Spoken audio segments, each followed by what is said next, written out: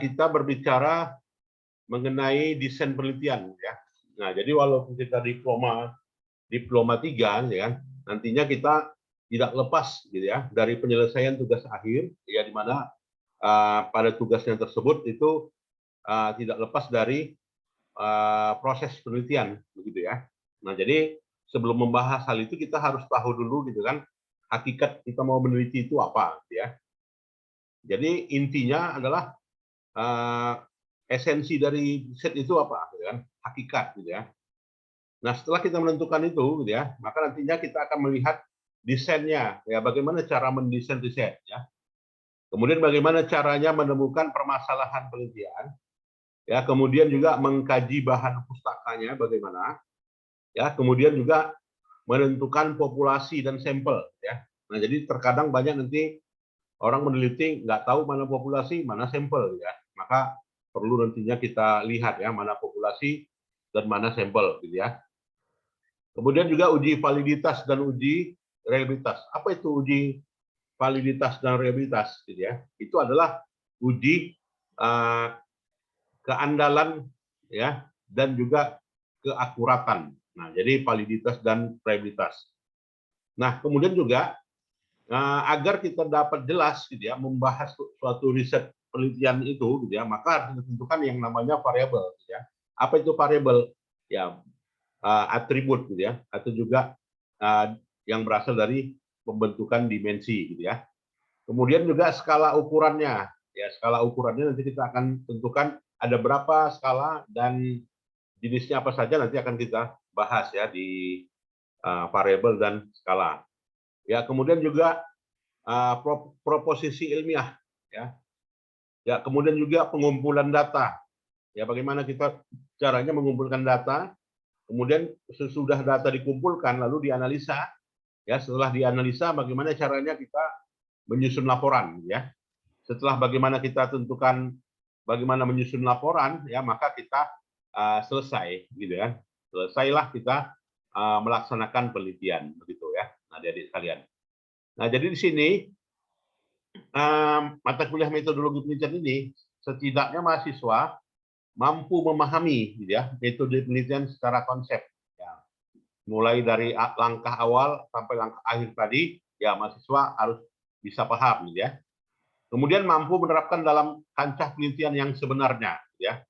Nah, jadi nanti mampu menerapkan dalam penelitian yang sebenarnya, maka nantinya kita menyusun paper ya.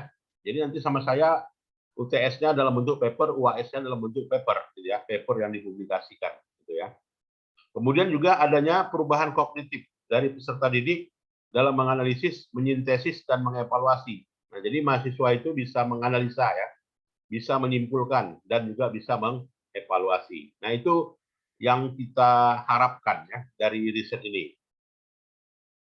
Nah, apa hakikatnya?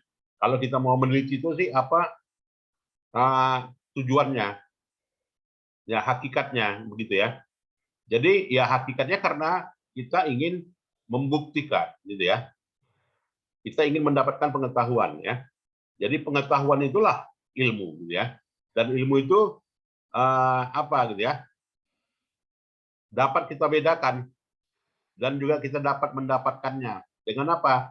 Ya dengan seperangkat pikiran logis ya, dengan melakukan pengujian, yaitu yang dinamakan dengan pengujian empiris. Nah, jadi inilah hakikat kita mau meneliti ya. Jadi tujuannya adalah mau mendapatkan pengetahuan gitu ya, melalui seperangkat metodologi gitu ya, melalui pengujian ya, hasil dari pemahaman atau juga interpretasi pemikiran logis ya. Nah, itu.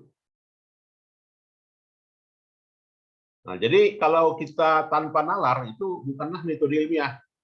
Nah, tapi kalau kita nalar maka itu adalah metode ilmiah ya. Jadi metode ilmiah ciri-cirinya adalah menerapkan metodologi gitu ya. Nah, jadi ada seperangkat metodologi yang kita gunakan. Tapi kalau enggak, ya itulah banyak orang sekarang meneliti pakai coba-coba ya kan. Kemudian pakai perasaan ya kan, pakai akal sehat. Itu semuanya bukan metode ilmiah. Jadi metode ilmiah menggunakan seperangkat proses ya. Nah, itu. Nah, dari sini mungkin ada yang mau kita didiskusikan. Silakan. Jadi udah jelas ya bedanya kalau dikatakan dengan penelitian ilmiah, kalau dikatakan dengan penelitian bukan ilmiah udah jelas ya bedanya. Jadi bedanya itu adalah tanpa apa ya, tanpa pikiran logis itu. Nah, itu dengan yang namanya metode bukan ilmiah. Kalau metode ilmiah dengan pikiran logis ya, itu bedanya. Nah, juga dalam hal ini ilmu gitu ya. Jadi ilmu pengetahuan tadi kan yang mau kita capai gitu kan, mau kita tuju gitu kan. Maka apa saja komponennya? Ilmu itu apa aja pendukungnya? Yang pertama teori gitu ya. Yang kedua fenomena, oke. Yang ketiga konsep. Yang keempat fakta. Yang ketiga, yang kelima proposisi. Nah, jadi 5 inilah yang dikatakan dengan ilmu ya, atau juga komponen ilmu ya, ada di sekalian ya. Nah, itu. Jadi kalau katanya fenomena, apa itu fenomena? Ya kan orang sering bilang, oh ini fenomena. Fenomena adalah peristiwa yang ditangkap oleh indera manusia dan dapat dijelaskan secara ilmiah. Nah, itu namanya fenomena ya. Kemudian juga konsep. Yang dikatakan konsep itu adalah abstraksi dari fenomena yang disusun berdasarkan generalisasi atas ide, simbol, ya, karakteristik suatu peristiwa ya, dengan nama yang diambil dari bahan sehari-hari, gitu ya. Nah ini. Nah proposisi itu adalah hubungan kausalitas ya, yang berlaku secara umum antara dua variabel atau lebih. Nah itu ya, jadi sekalian. Apa dikatakan dengan fakta? Ya kan fakta itu adalah proposisi ya yang telah didukung oleh data empiris. Nah, itulah yang namanya fakta ya. Teori, apa itu teori? Orang sering bilang ini teori gitu ya. Maka kita tentukan apa itu teori. Teori adalah seperangkat konsep, nah itu ya, definisi dan proposisi yang berhubungan satu sama lain yang menunjukkan fenomena secara sistematis ya untuk menjelaskan dan meramalkan fenomena. Nah, itu yang dikatakan dengan teori. Jadi teori itu dia menghubungkan, ya kan? Menghubungkan apa? Menghubungkan definisi, ya kan?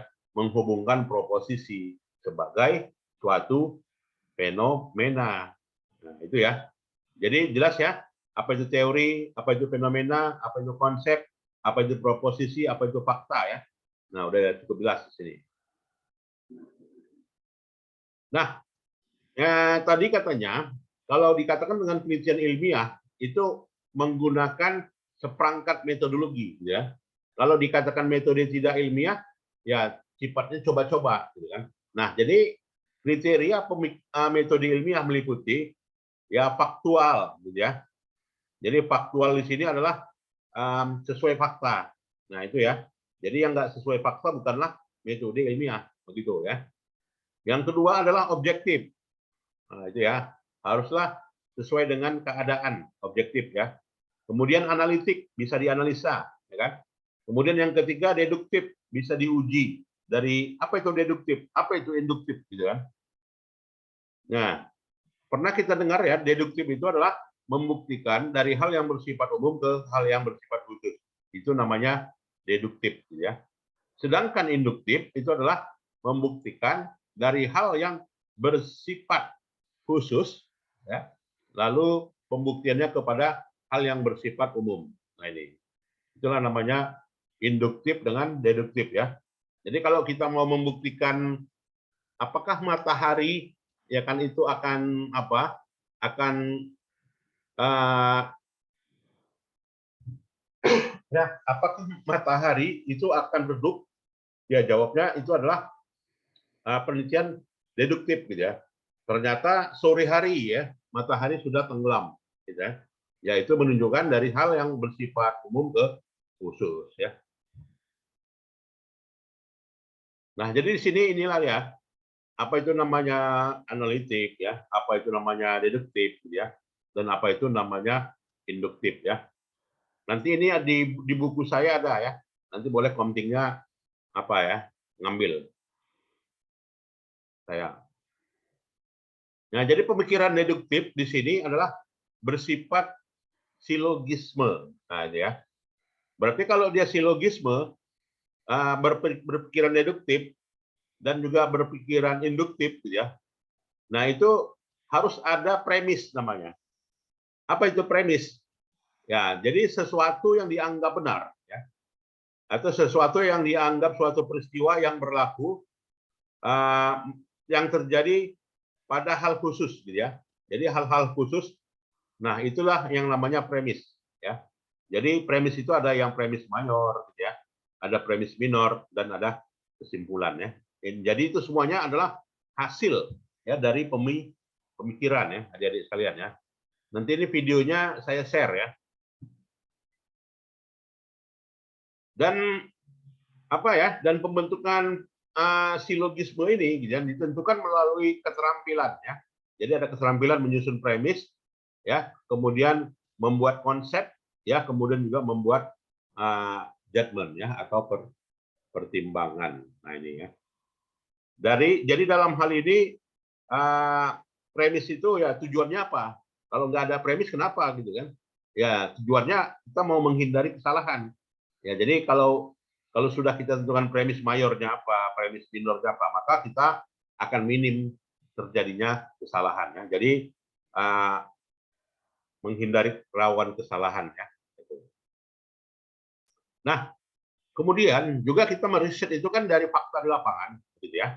Jadi kita akan berhadapan dengan yang namanya populasi, gitu ya. Nah, apa itu populasi?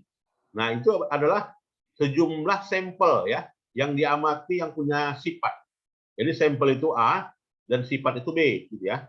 Sehingga semua A, termasuk yang tidak diamati juga mempunyai sifat B, gitu ya.